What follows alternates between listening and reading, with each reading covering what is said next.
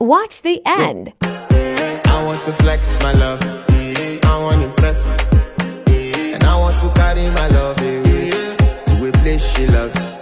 I'm a man, I want to impress, and I want to carry my love away to a place she loves.